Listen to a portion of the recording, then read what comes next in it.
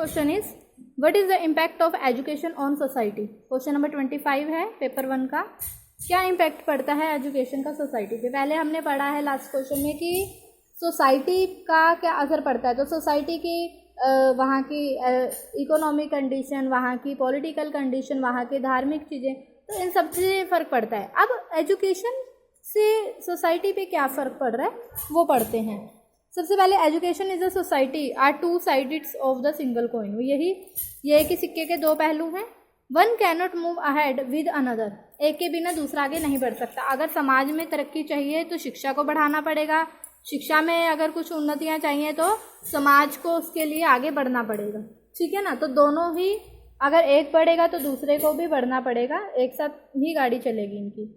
Education prepare human being to face all the economic weakness. आर्थिक तंगियाँ जितनी भी आएंगी उसके लिए एजुकेशन उनको जो है रेडी करती है, उनका विकास करती है। एक समाज में जितने भी व्यक्ति हैं वो शिक्षित होंगे तभी समाज उन्नत बनेगा, है ना। इज द लाइफ ऑफ, यहाँ से पढ़ते हैं, it is the that education improve standard of life. Life का स्टैंडर्ड बढ़ाती है सबका। Which is healthy symbol of developed society. जब वे ऑफ लिविंग जो है, जो अगर उनका लिविंग स्टैंडर्ड बढ़ जाएगा तो वो कैसे बढ़ेगा। एजुकेशन, जो बंदा एजुकेशन लेगा, ठीक है, वो पढ़ा लिखा होगा, उसको अच्छी जॉब मिलेगी, उसका लिविंग स्टैंडर्ड अपने आप ही बढ़ जाएगा।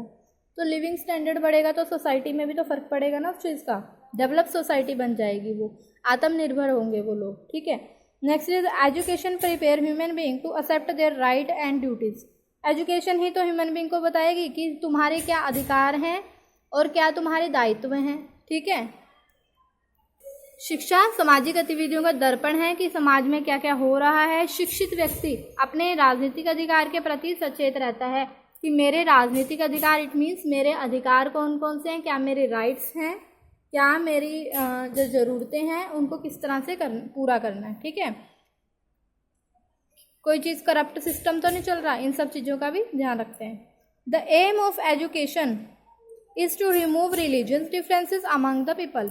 सबसे बड़ा एम क्या है कि जो रिलीजन डिफरेंसेस है, जो धर्म के नाम पे जो डिफरेंसेस चलते हैं लोगों के साथ, जो उनको ख़त्म करना, ताकि एक भारत जैसे बोलते हैं ना, एक संयुक्त राष्ट्र का निर्माण हो सके, मतलब जिसमें सब एक जैसे हों, सब एक तरह हों। ठीक है। कोई किसी से भेदभाव ना करे, ना ही रिलीजन के बेस पे, ना ही कास्टिज्म के बेस पे, और ना ही गरीब अमीर के बेस पे। इस चीज़ को ख़त्म करना ही एजुकेशन का एक मूल जो है मंत्र है।